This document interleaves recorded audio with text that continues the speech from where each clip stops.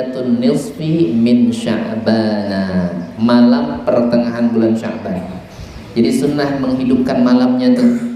Bagaimana caranya kita menghidupkan malam-malam yang disebutkan oleh Nabi Sallallahu Alaihi Wasallam, 5 malam yang kalau kita hidupkan wajib bagi kita surga?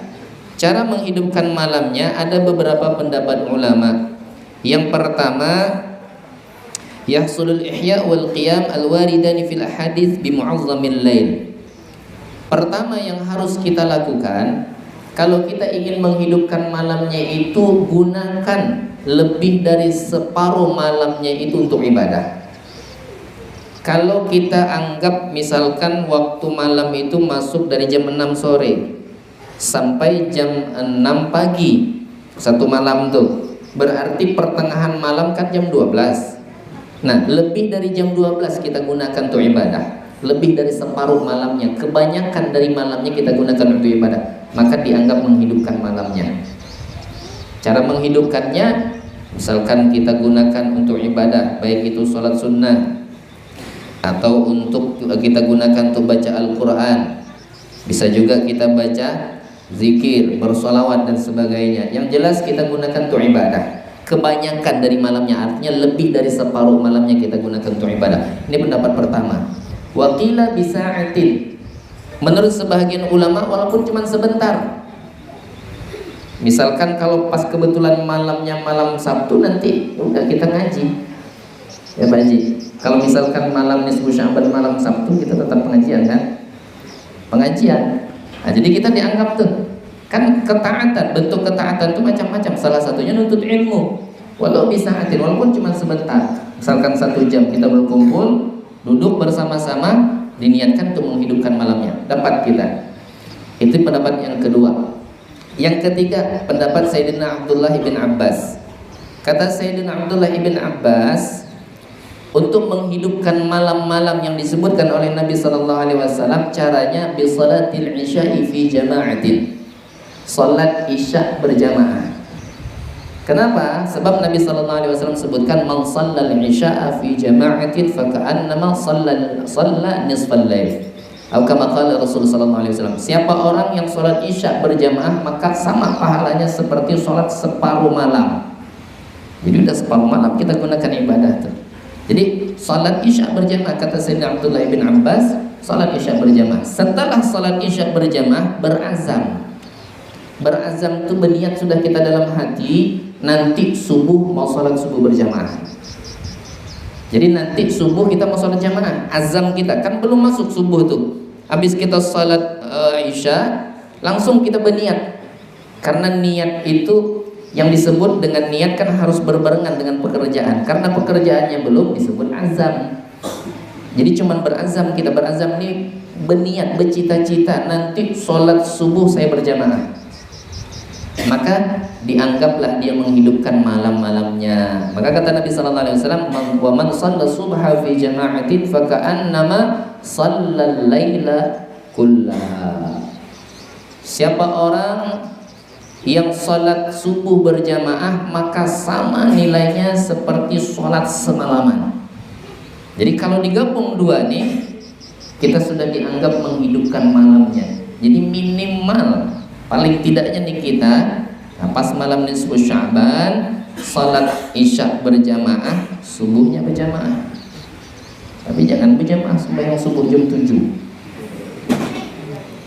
Ya, runding dulu orang rumah. Ya, bangunkan suami ibu. Kalau suami ibu, aduh, kok kan biasa pulang aja sembahyang di rumah, si gaya. Ya, bawa ibunya ke masjid. Tak apa-apa, bolehlah perempuan sholat di masjid, boleh, kata Syekh Ali Jum'ah. Syaratnya apa? Lin nasya'. Ibu kalau sholat sendiri di rumah kada semangat, bawa ke masjid, kata Syekh Ali Jum'ah di dalam kitab beliau Fatwa Lin Nisa. Beliau ini mufti Mesir.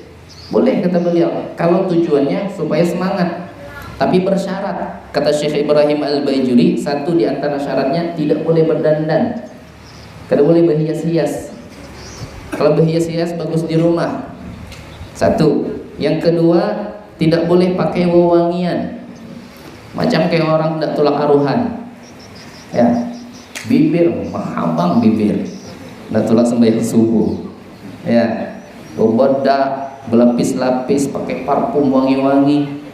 Ya. Kemudian kalau memang dia ada suami, izin sama suami. Izin dulu awan suami kalau misalkan ibu-ibu hendak pergi ke masjid berjamaah. Tapi tidak mungkin suaminya tidak mengizinkan. Itu barang dia lakinya. Ya, kada lagi disuruh. Alhamdulillah kalau istrinya rajin ke masjid, cuman harus dijaga syarat-syaratnya, jangan sampai nanti yang kita kejar itu pahala yang besar, malah justru kita nambah dosa. Kemudian aman dari fitnah. Fitnah yang dimaksud kata para ulama yang bisa menjerumuskan seseorang kepada perbuatan zina. Nauzubillahi ta'ala min dzalik. Itulah tadi. Sebelum sampai ke masjid dipakai pakaian seksi, nanti mau kenanya dipakai di masjid. Ya, di jalan tuh belengkak-lengkok. Ya, menggoda lelakian, "Hai cowok," misalkan laluan cowok gitu. Ya, maka ini tidak dibenarkan. Kalau seandainya mengandung fitnah, haram hukumnya. Kemudian untuk khusus perempuan-perempuan yang masih muda, mereka-mereka yang dianggap masih bisa, kalau lelaki melihat tergoda, maka mereka lebih afdal di rumahnya. Ya, lebih afdal mereka di rumah tuh. Jadi kalaupun mereka aman dari fitnah, hukumnya makruh. Ya, tapi kalau tidak aman dari fitnah, bisa. Kalau lelaki menengoknya itu bisa tergoda, bisa menjerumuskan, walaupun tidak berbuat, bisa menjerumuskan kepada perbuatan zina, maka haram. Itu yang disebut dengan fitnah. Jadi boleh saja. Nah, jadi tadi untuk menghidupkan malamnya minimal sholat subuh, sholat isya berjamaah. Setelah sholat isya langsung dalam hati berazam untuk melaksanakan subuh berjamaah, maka dianggap dia sudah menghidupkan malam-malam yang disebutkan oleh Rasulullah SAW, yaitu diantaranya malam nisfu Sya'ban. Yaitu diantara keberkahan yang ada di malam atau di bulan Sya'ban, khususnya di malam nisfu Sya'ban. Kemudian yang berikutnya kata Nabi SAW, khamsu layalin.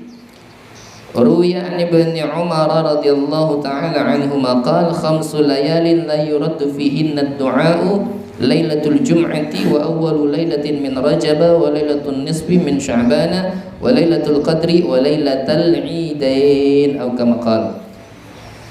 Kata Sayyidina Abdullah bin Umar, siapa orang yang berdoa 5 malam ini tidak akan ditolak doanya. Jadi kalau kita berdoa di 5 malam ini, doa kita tidak bakal ditolak oleh Allah Subhanahu wa taala. Apa itu 5 malam yang kalau kita berdoa tidak ditolak? Yang pertama, awwalul lailatin min Rajab, lailatul Jum'ah. Yang pertama malam Jumat. Jadi kalau kita berdoa ini setiap minggu kita punya kesempatan berdoa di malam Jumat. Nah, kalau kita berdoa di malam Jumat, doa kita tidak bakal ditolak. Jadi pernah suatu hari Syekh Ibrahim bin Adham, beliau lagi jalan-jalan di kota Basrah. Karena Ibrahim bin Adham yamshi fi aswaq al-Basrah, lagi jalan di kota Basrah. Beliau ini orang saleh, orang alim. Fajtama'an nas ilaihi faqalu ya Aba Ishaq. Kata ini orang-orang Basrah, wahai bapaknya Ishaq. Jadi beliau lagi jalan di pasar di kota Basrah, langsung dikerumuni orang tahu beliau ini orang saleh, orang alim. Langsung dikerumuni. Nah, disitulah kesempatan mereka bertanya. Ketika itu orang-orang yang ada di Basrah ini menanyakan kepada Syekh Ibrahim bin Adham. Kata ini orang-orang, ya Aba Ishaq, innallaha ta'ala qala fi kitabihi ud'uni astajib lakum. Wahai Aba Ishaq, bapaknya Ishaq, beliau punya anak namanya Ishaq. Sesungguhnya Allah Subhanahu wa taala berfirman di dalam kitabnya, di dalam Al-Qur'an, ud'uni astajib lakum. Kata Allah, mintalah kalian kepadaku, maka akan aku kabulkan. Kan Allah perintahkan kita untuk berdoa. Kemudian kata Allah, astajib lakum, aku kabulkan doa kalian. Cuma kata orang-orang Basrah, wahai Aba Ishaq, bapaknya Ishaq, wa nahnu mundu dahrin nad'u fala yastajib. Kami ini sudah bertahun-tahun berdoa, bukan hanya malam Jumat saja. Malam awal Rajab kami berdoa, malam nisfu Sya'ban kami berdoa, malam Idul Fitri kami berdoa, malam Idul Adha kami berdoa. Bahkan di malam-malam yang dikatakan sebagian ulama menyebutkan malam ganjil di 10 terakhir bulan Ramadan, ketika turunnya Lailatul Qadar, kami pun berdoa. Tapi masalahnya doa kami tidak dijabah. Padahal janji Allah dalam Al-Quran, ud'uni astajib lakum. Mintalah kalian kepadaku, aku kabul, kata Allah. Kenapa doa kami tidak dikabul? Apa jawab Syekh Ibrahim ibn Adham?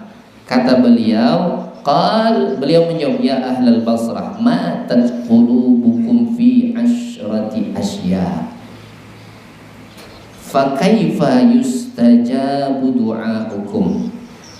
Wahai penduduk Basrah, hati kalian yang mati, bukan ayatnya yang salah. Hati kalian yang mati karena sebab 10 perkara. Bagaimana doa kalian bisa diijabah sama Allah? Jadi tidak connect. Kita yang doanya hati kita ini mati. Penyebab matinya hati kita ini, kata Syekh Ibrahim bin Adham, ada 10 perkara. Nah inilah penyebabnya. Untuk menghidupkannya, nih jangan yang 10 perkara yang harus ditinggal, supaya doa kita itu diijabah sama Allah.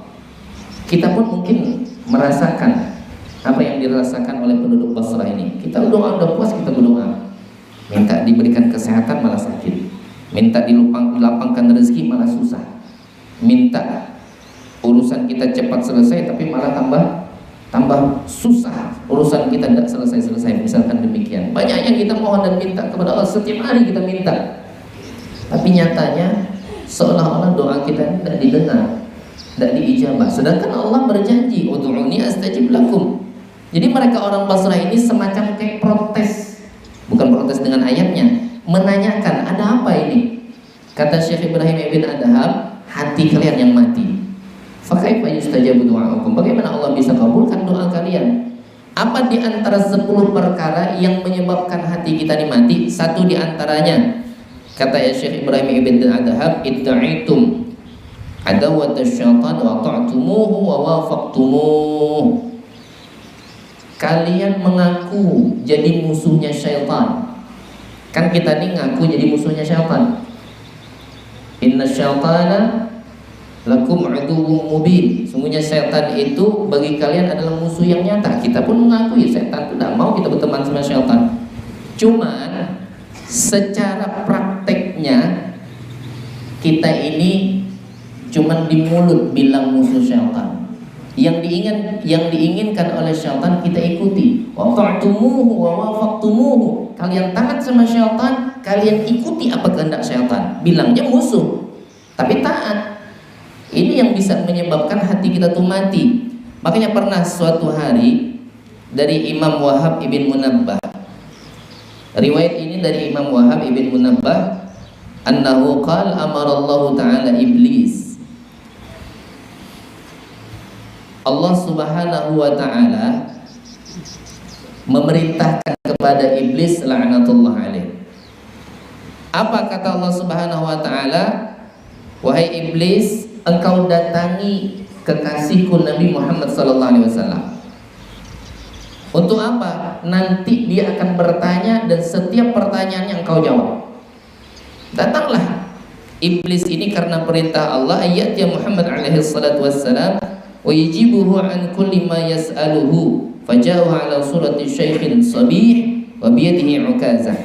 Datang iblis menghadap Nabi sallallahu alaihi wasallam berbentuk seperti mana seorang lelaki tua yang memegang tongkat di tangannya. Kemudian faqala alaihi salatu wassalam, man anta?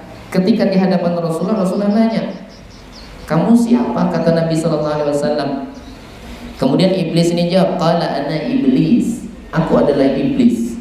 Bilang kepada Nabi kita Nabi Muhammad sallallahu alaihi wasallam.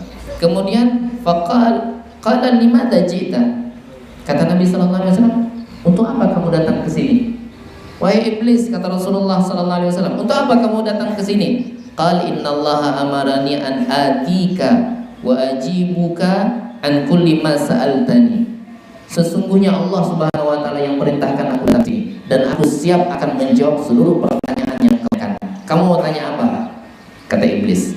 Karena perintah Allah, iblis datang kepada Nabi Sallallahu Alaihi Wasallam, tidak ada lagi yang bisa dirahasiakan. Maka Rasulullah Sallallahu Alaihi Wasallam bertanya kepada iblis. Apa kata Nabi Sallallahu Alaihi Wasallam? Ya iblis, kam a'da'uka min ummati. Berapa musuhmu daripada umatku? Yang orang yang akan menjadi musuh itu siapa aja? Iblis menjawab, khamsata asyar. Ada 15 orang musuhku. Jadi kita bagusnya jadi kawan apa jadi musuh kalau iblis? Kira-kira jadi kawan apa jadi musuh iblis, Bu? Jadi musuh, jangan jadi kawan iblis, bahaya. Nih 15 orang nih, mudah-mudahan kita termasuk salah satu di antaranya. Marah iblis tarik kawan kita, tidak apa-apa. Ya, kalau dia senang berteman dengan kita, bahaya. Biar iblis tak suka dengan kita, kita harus menjadi satu di antara, minimal satu di antara 15 orang nih. Yang pertama kata iblis, al-awwal anta ya Muhammad. Ini jangan, tidak bisa. Ini khusus untuk Rasulullah. Engkau wahai Muhammad sallallahu alaihi wasallam, engkau adalah musuhku. Tapi karena iblis ini tidak berkutik, yang perintahkan Allah tidak ada lagi bisa dirahasiakan. Allah perintahkan, datangi Muhammad, nanti jawab seluruh pertanyaannya. Nah, kemudian yang kedua kata iblis, siapa musuhku? Yang kedua, imamun adilun, seorang pemimpin yang adil, dia adalah musuhku. Imam yang adil, seorang pemimpin, pejabat yang betul-betul adil, mengayomi rakyatnya dan sebagainya, dia adalah musuh iblis. Tidak disukai iblis. Berarti sebaliknya, kalau mau jadi kawannya iblis, jadilah yang tidak adil, zalim, pengkhianat dan sebagainya. Dia adalah temannya iblis. Nah, jadi nanti disebutkan juga sama iblis siapa kawan-kawanku. Kemudian yang ketiga kata iblis, yang ketiga orang yang akan menjadi musuhku adalah ghaniyun mutawadhi. Orang kaya tapi dia rendah hati. Orang kaya tapi rendah hati, dia musuh kata iblis. Tapi kalau ada orang kaya sombong, itu senang iblis tuh. Kata Nabi Sallallahu Alaihi Wasallam, man kana fi qalbihi mithqalu dzarratin minal kibir. Siapa orang la yadkhulul jannah man kana fi qalbihi mithqalu dzarratin minal kibir. Tidak akan masuk surga orang yang ada di dalam hatinya walaupun kesombongannya itu sekecil biji zarrah, apalagi besar. Ya, sekecil biji zarrah saja kesombongan ada di dalam hati kita, dan bisa kita masuk surga. Iblis itu diusir dari surga sebab dia sombong. Bayangkan yang di dalam surga, apalagi kita belum di surga, belum pasti kita dimasuk surga. Siapa yang jamin kita dimasuk surga? Tidak ada. Maka kalau seandainya yang belum di surga sombong, ini gimana kira-kira? Jadi iblis saja, ini jadi pelajaran untuk kita. Iblis laknatullah alaih, kenapa dikeluarkan oleh Allah dari surga? Sebab dia sombong. Kata Allah sujud kepada Nabi Adam alaihissalam. Kata iblis, khalaqtani minan nar wa khalaqtahu minat tin. Ana khairun minhu, aku ini lebih baik dari dia. Kau ciptakan aku dari api, sedangkan Nabi Adam alaihissalam kau ciptakan dari tanah. Aku lebih mulia. Tak mau iblis, menolak.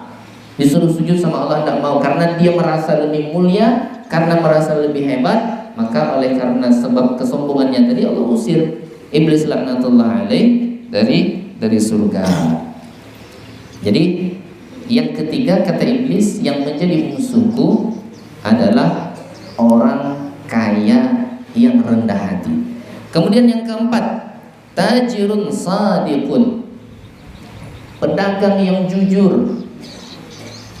Ketika sahabat bertanya kepada Nabi Sallallahu Alaihi Wasallam, wahai Rasulullah Sallallahu Alaihi Wasallam, apa usaha yang paling afdal yang dikerjakan oleh tangan kita sendiri? Apa kata Nabi Sallallahu Alaihi Wasallam? Tijarah, berdagang. Dagangnya sunnah Rasulullah. Kata Rasulullah itu dagang. Cuman kata Rasulullah, la ghisya fihi, yang tidak ada tipu daya di dalamnya. Itulah yang paling afdal, yang paling berkah. Jadi hasil usaha yang kita dapat, rezeki yang kita dapat dari usaha kita, dagang dan sebagainya, itulah rezeki yang paling berkah. Cuman kata Rasulullah, yang tidak ada tipu daya di dalamnya. Kalau tipu daya yang tidak bagus kita bilang bagus, yang rusak kita bilang bagus, ini bahaya. Itu ada tipu daya, tidak akan ada keberkahan di dalamnya. Namun bila kita jujur, ya, maka disitulah letak keberkahan, dan itu yang akan menjadikan iblis tidak suka sama kita. Jadi kalau kita jujur, ketika kita menimbang yang seharusnya 1 kilo dikurangi 9,5 ons, nah ini bahaya, tidak akan berkah walaupun duitnya banyak, tidak akan diberikan keberkahan oleh Allah Subhanahu wa taala. Giliran beli sudah sekilo, ambilnya lagi jeruk itu sebiji, nah tambahanlah tuh, mau minta dilebihkan. Tapi kalau dilihat dia menjual, dikurangi timbangannya.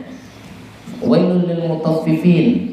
Ada tuh kata Allah Subhanahu wa taala, ala yadhunnu ulaika annahum mab'utsun li yaumin 'adzim yauma yaqumun nas li rabbil alamin. Orang-orang yang suka nipu daya ketika berdagang, timbangannya dikurangi, kalau dia beli meminta dilebihkan. Apakah mereka tidak menyangka mereka itu akan dibangkitkan kembali dan akan berdiri menghadap kepada Allah, diminta pertanggungjawaban? Ala yadhunnu ulaika annahum mab'utsun li yaumin 'adzim, di hari yang sangat dahsyat, di hari yang sangat agung. Kata Allah, mereka tuh nanti bakal dibangkitkan.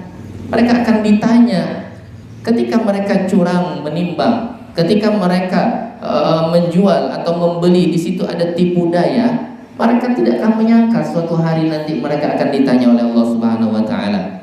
Ala yadhunnu ulaika annahum mab'utsun li yaumin 'adzim yauma yaqumun nasu li rabbil alamin. Di hari mana manusia akan berdiri berhadapan di hadapan Allah Subhanahu wa taala. Jadi musuh iblis yang berikutnya, kata iblis, tajirun sadiqun, seorang yang berdagang yang jujur. Kemudian yang kelima, kata iblis, alimun musallin yatakhashya, orang alim yang salatnya khusyuk. Ini paling dibenci oleh syaitan.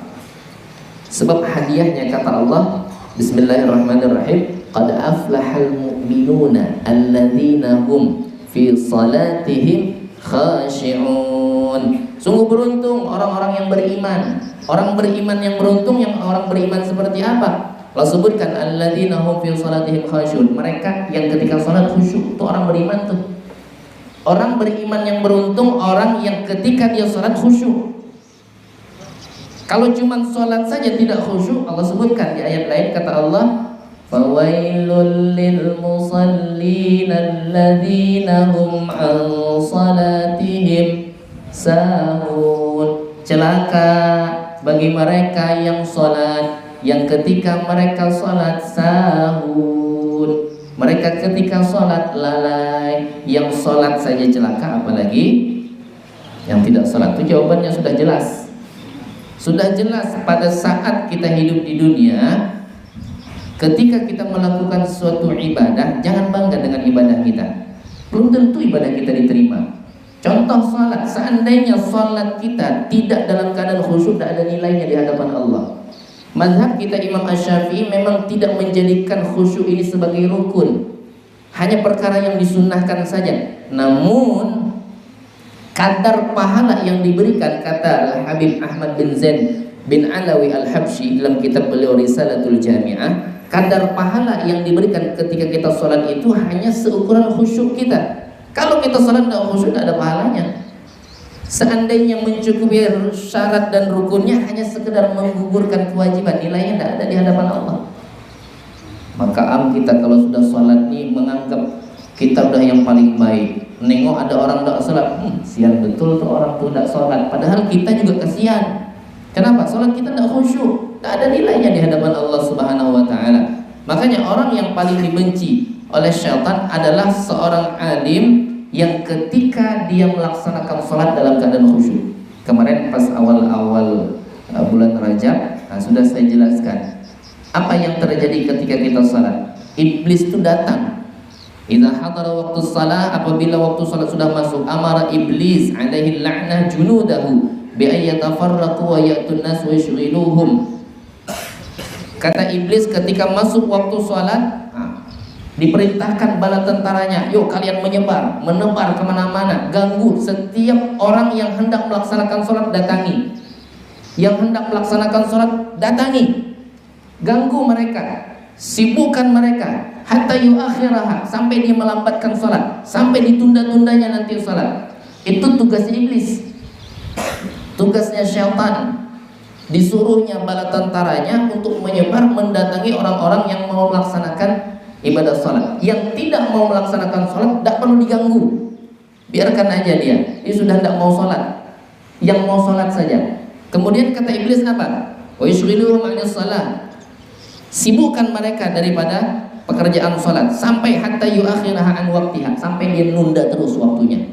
Akhirnya setiap mau sholat di akhir waktu, mau sholat maghrib sudah mau masuk isya, mau sholat isya nanti kena aja bangun tengah malam jadi sekalian tahajud. Bangunnya jam 6, mana tahajud lagi, jadi subuhnya tertinggal, isyanya tertinggal. Kadang-kadang kita macam itu, habis sholat maghrib capek betul kita, sholat maghribnya udah mepet waktunya, tinggal 5 menit lagi masuk isya. Nah itu sudah kita sholat maghrib. Habis kita sholat maghrib, nah berbaring kita sebentar, kalau tidak makan dulu kita, dengarlah azan Allahu Akbar, Allahu Akbar, nanti jelas sholat. Berbaring, habis makan kenyang perut, ngantuk mata. Kata istrinya, bang belum sholat, nanti sekalian tahajud aja lah malam. Gayanya sekalian tahajud, nantilah jam-jam 1 lah, enak nanti malam kan, tengah malam orang tidur saya bangun. Tidurlah dia bangun jam 1 memang betul, tapi kencing, buang air, bukan mau sholat. Habis itu tidur lagi. Kata istrinya, bang belum sembahyang, nantilah tanggung sebelum subuh nanti. Sebelum subuh pula nanti. Iblis nih bisiki terus, nanti aja. Enak kalau sebelum subuh sekalian tahajud di pertengahan sepertiga malam terakhir, itu fadilahnya besar. Jah iblis nih, ada terpikir kita macam itu bisikan iblis. Oh iya juga, kita langsung betulkan, betul juga ya. Nah iblis nih pintar, pernah jadi gurunya malaikat, bayangkan. Tentang iblisnya alim, cuman itulah tadi kesalahannya sombong. Jadi akhirnya kita tunda lagi. Akhirnya tunda, bangun kapan? Udah orang balikan dari masjid sudah. Ya subuh akhirnya kita tertinggal. Ya isyanya nggak sholat. Nah itu kerjaan iblis. Jadi ganggunya kita. Kemudian kata iblis, kalau fa'ilam yaqdir ala dzalika ya'muruhu bi alla yutimma ruku'aha wa sujudaha wa qira'ataha wa tasbihaha. Kalau kamu tidak mampu mengganggu dia untuk mengakhirkan sholatnya, nah, biar dia sholat di awal waktu tidak apa-apa, sibukkan hatinya, ganggu hatinya supaya rukuknya tidak sempurna, bacaannya tidak sempurna, bikin dia buru-buru, bikin dia terburu-buru mengerjakan sholat tuh. Kayak apa caranya? Akhirnya kita takbir betul, kawan lah nelfon, inilah itulah pikiran lah, kadang-kadang mau buang air lah. Akhirnya kita baca ngebut, bacaan kita cepat, tidak jelas lagi, tidak menentu tumak ninahnya, bacaan ayatnya tidak jelas, ambil yang pendek-pendek saja. Seharusnya tasbih minimal kesempurnaan 3 kali kita baca Subhana Rabbiyal Azim, Allahu Akbar. Udah begitu-begitu sekali-sekali aja. Padahal tidak ada tugas apa-apa, tidak ada pekerjaan yang bikin kita buru-buru. Kenapa? Diganggu sama iblis. Itu memang tugasnya iblis. Kata iblis, fa'ilam yaqdir, kalau memang tidak mampu mengganggu, misalkan rukuknya dia tetap aman, seseorang tersebut tidak berpengaruh, rukuknya tetap sempurna, tasbihnya, bacaannya dia tenang, pergerakannya, ganggu pergerakannya. Kalau memang tidak mampu juga, fa'ilam yaqdir ala dzalik yushghilu qalbahu bi asghalid dunya. Buka hatinya itu ngingat urusan dunianya. Dia khusyuk salatnya, pergerakannya Allahu Akbar. Dia menunduk tuh ingat duit, bukan khusyuk salat. Ingat duit, ingat pekerjaan, ingat ini, ingat itu, ingat anak, ingat bini, ingat belum makan, nanti mau makan di mana.